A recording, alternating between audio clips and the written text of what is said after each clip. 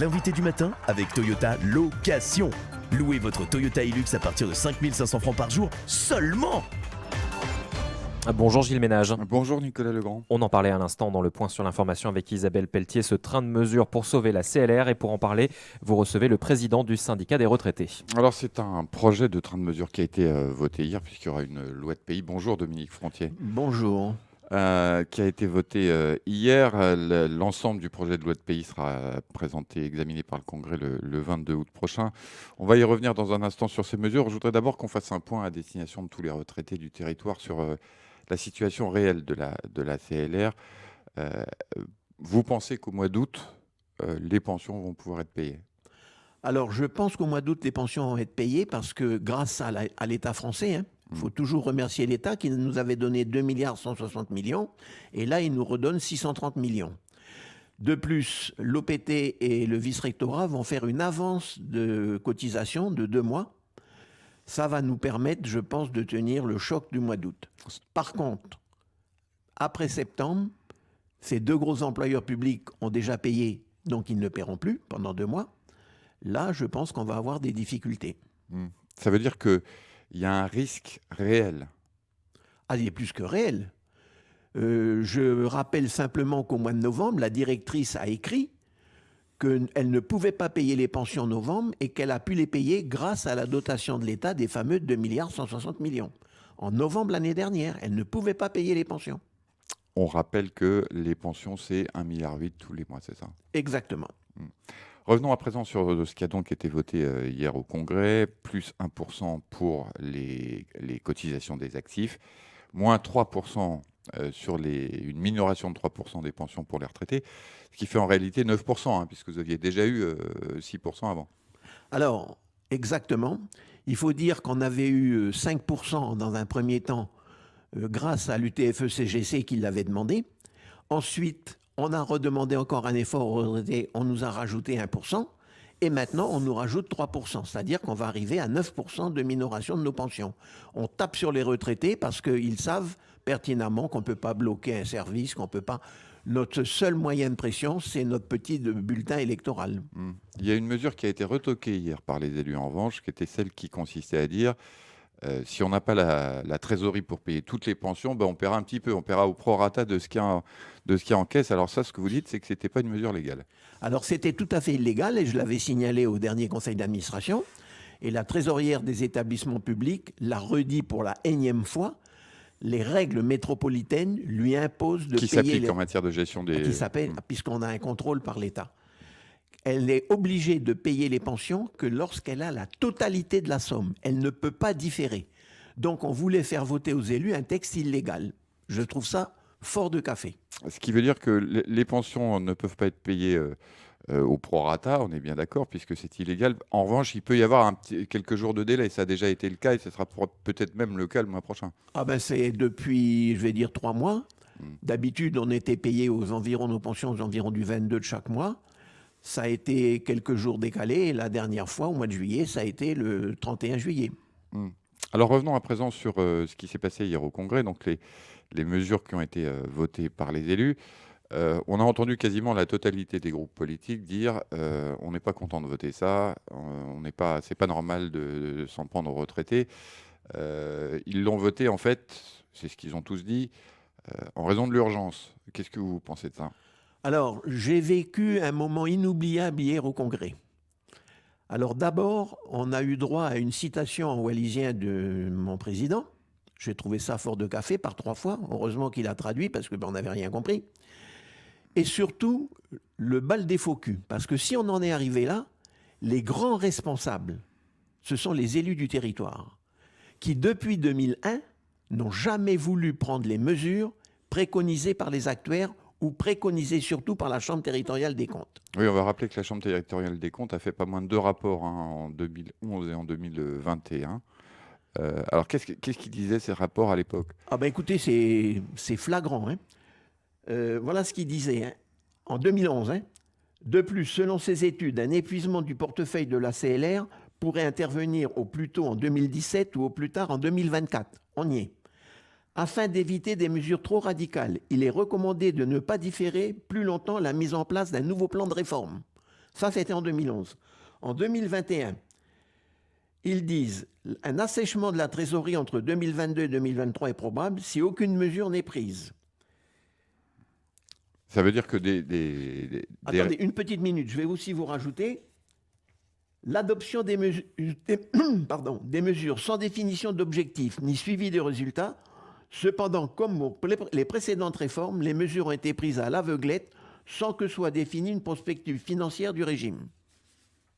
Ce n'est pas moi qui le dis, c'est les magistrats de la Chambre des comptes. Donc ça veut dire qu'il y avait des réformes possibles, Dominique Frontier? Ah, mais il y en a eu énormément. Vous savez, je n'ai pas fait le compte de toutes les études actuarielles qu'on a faites. On a eu 3 actuaires au total. Je pense qu'on a dû dépenser en études à peu près 100 millions au total. On n'en a jamais tenu compte. Jamais. Pourquoi? C'est parce que vous avez des syndicats, et je n'ai pas peur de les nommer, ils sont 2, qui ont toujours refusé les réformes, toujours. Écoutez, je vais vous citer un petit exemple.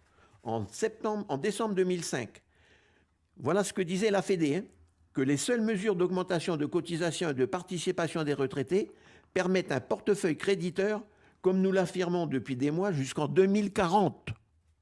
On croit rêver. Et bien voilà ce que les élus ont cru. Au lieu de lire les rapports de la Chambre des comptes, ils ont préféré écouter toutes ces sornettes. Alors, je tiens quand même à vous préciser que depuis 1993, le différentiel cotisation-pension est négatif, depuis 1993. Il a toujours été négatif malgré les mesures qui ont été prises, sauf en 2010 où on a été positif de 250 millions. Eh bien, ce différentiel négatif, depuis 1993, il représente moins 34 milliards. C'est vous dire comment voulez-vous que la CLR puisse s'en sortir. Ce petit tableau a été donné à tous les élus. Tous les élus. Et j'ai envoyé un courrier à tous les élus le 17 juillet en leur disant, puisqu'ils ont une lourde responsabilité dans cette affaire, c'est eux les grands responsables, ceux qui votent, eh bien qu'on prenne sur leurs émoluments 3%, comme on veut nous enlever, pour qu'ils participent aussi à l'effort. Oui, ce qu'a proposé Sonia Backès pour l'intergroupe loyaliste hier au Congrès, que cette participation des élus soit avérée. Mais tout ça, y compris les mesures qui ont été votées hier, Dominique Frontier, il y en a d'autres qui vont arriver donc le 22, comme le recul de l'âge légal de départ à la retraite. Plus 1% pour les cotisants, moins 3%, donc moins 9% en fait pour les pensions, ça représente 100 millions par mois. 100 millions par C'est mois presque, et on paye 1,8 milliard.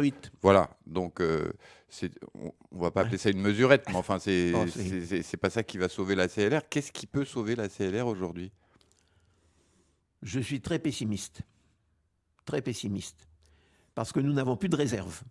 Nous sommes obligés tous les mois d'attendre que les cotisations tombent pour payer les pensions. Or, vous savez qu'actuellement, vous avez un grand nombre d'employeurs qui ne payent ni la cotisation patronale ni la cotisation salariale. Du reste, je suis en appel au tribunal à ce sujet, parce que je trouve ça inadmissible. Comment voulez-vous qu'on puisse s'en sortir? On peut pas. Il faut que finalement les grands établissements publics, on pense au CHT par exemple, puissent payer leurs cotisations. Ça, c'est une évidence. Oui, mais c'est une évidence pour nous, mais pas pour les élus. Parce que pourquoi que les hôpitaux ne payent pas? C'est parce que le RUAM n'a pas été voté. Alors le RUAM ne paye pas les hôpitaux ne payent pas. Vous comprenez que les hôpitaux, ils préfèrent payer leurs fournisseurs de produits contre le cancer et consorts plutôt que de payer la CLR. À la limite, je les comprends. Mais on est dans une situation catastrophique. Mais j'ai l'impression que personne ne s'en rend compte, y compris les élus. Apparemment, ils s'en sont un peu rendus compte là, hier quand même en voyant... face à la situation, cette substitution des employeurs, évidemment, qui figure dans le code des pensions, au cas où, évidemment, ça pourrait pas être réglé, qui prévoit que les employeurs eux-mêmes doivent payer les cotisations. Évidemment, vu le contexte, ce que vous dites, c'est que c'est juste pas possible. C'est inimaginable. Comment voulez-vous? Alors, le code des pensions prévoit qu'en cas de déficit de la caisse, c'est les employeurs au prorata de leurs actifs qui paieraient les pensions. C'est un vœu pieux. Ils n'ont pas d'argent. Comment voulez-vous, ils sont déjà pas capables de payer les cotisations, comment voulez-vous qu'ils payent les pensions? C'est inimaginable. Alors, je ne sais pas comment on va s'en sortir. Moi, je dis, pour moi, il n'y a qu'une solution. il faut que l'État prenne la Calédonie sous cloche pendant au moins 4-5 ans. Pour vous, c'est la solution pour que... Mais c'est la seule. C'est la seule. On est incapable de s'en sortir. Alors, je vous signale également, parce que je suis à l'intersyndicale des retraités, que le régime CAFAT, il est en train de prendre le même chemin que la CLR. Hein. Le même chemin. Nous, on est 6 000 retraités, eux, ils sont 40 000. Hein. Ça veut dire, Dominique Frontier, que dans les semaines qui viennent, il y a des inquiétudes réelles sur le paiement des pensions du mois de septembre, par exemple. Est-ce que les retraités sont inquiets réellement parce qu'ils peuvent se retrouver sans ressources? C'est une réalité, ça? Ah, mais bien sûr. Moi, écoutez, je vais vous dire, il y a encore 2 jours, là, il y en a un qui m'a téléphoné en me disant, écoutez, voilà, moi j'ai des traites, comment je vais faire? Ben, j'ai dit, écoutez, qu'est-ce que vous voulez? Moi, je ne suis pas le bon Dieu. Moi, je vous dis ce qui ne va pas, et puis point barre. Hein.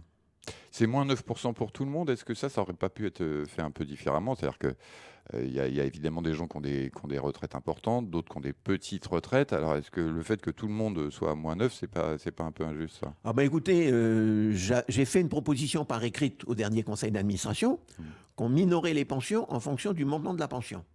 C'est-à-dire que les petites retraites, très faible minoration, et les très grosses retraites, une grosse minoration. Ça a été refusé. Alors que le rapport dit que c'était plus rentable que ce qui est actuellement. Mais bon, c'est la Calédonie, ça. Hein. Vous attendez quoi de la loi de pays qui est prévue au Congrès le 22? J'espérerais que les élus aient un petit peu de courage, un petit peu. Mais vous savez maintenant, avec tout ce que j'ai vu depuis 20 ans, hein, j'espère plus rien maintenant de la part des élus. Parce que hier, ça a été le bal des faux culs, hein, le Congrès. Tout le monde pleure, ces pauvres retraités, qu'on va leur mettre 3% de minoration. Mais pourquoi qu'ils n'ont pas pris les mesures quand il le fallait? C'était le bal des faux culs hier. Hein.